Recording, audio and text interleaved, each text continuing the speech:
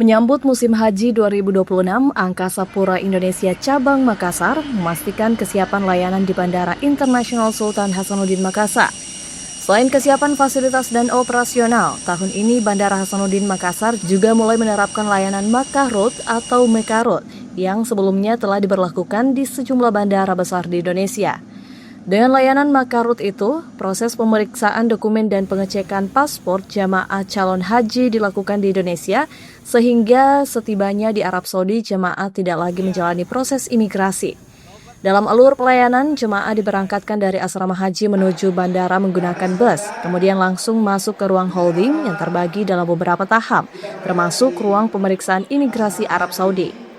Setelah seluruh proses selesai, jemaah calon haji akan diarahkan ke ruang tunggu sebelum naik ke pesawat. Tercatat, sebanyak 45 kelompok terbang atau kloter jemaah calon haji akan diberangkatkan melalui Bandara Hasanuddin pada musim haji tahun ini. Menurut General Manager Bandara Sultan Hasanuddin, Ruli Arta, layanan Mekah Road merupakan kali pertama di Bandara Sultan Hasanuddin. Jadi kesiapan untuk Angkasa Pura sendiri, alhamdulillah puji syukur berkat doa dari teman-teman semua prosesnya sudah terpenuhi, dan juga kita bersyukur alhamdulillah pada tahun ini, tepat di tahun 2026, kita mendapatkan amanah untuk implementasi Mekah Road.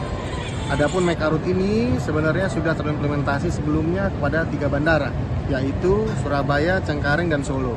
Alhamdulillah di tahun ini kita mendapatkan amanah untuk pelaksanaan Mekah Road di tahun 2026 yang pertamanya. Dan yang kedua adalah Mekah Road ini adalah bagian kemudahan bagi calon jemaah haji untuk mereka terbang menuju ke Jeddah ataupun Madinah, sehingga di lokasi tujuan mereka sudah tidak lagi melakukan pengecapan paspor. Seluruh paspor itu terselesaikan di Indonesia. Adapun fasilitas yang sudah dipersiapkan adalah setelah mereka dari asrama haji, mereka proses untuk bagasi, terus X-ray cabin, dan lain-lain. Mereka dari asrama naik kendaraan bus menuju ke apron kita, masuk ke ruang holding.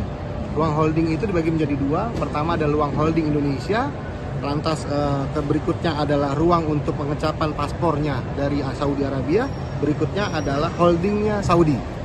Jadi setelah mereka tiba, langsung turun dari bus menuju ke ruang holding kita, menunggu proses pemeriksaan dan pengecapan paspor dari Saudi. Dan setelah mereka proses, langsung mereka menuju ke ruang holdingnya Saudi, setelah itu menunggu proses boarding.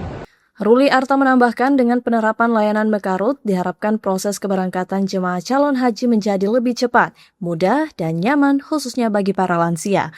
Wandi Nojeng, Unhas TV.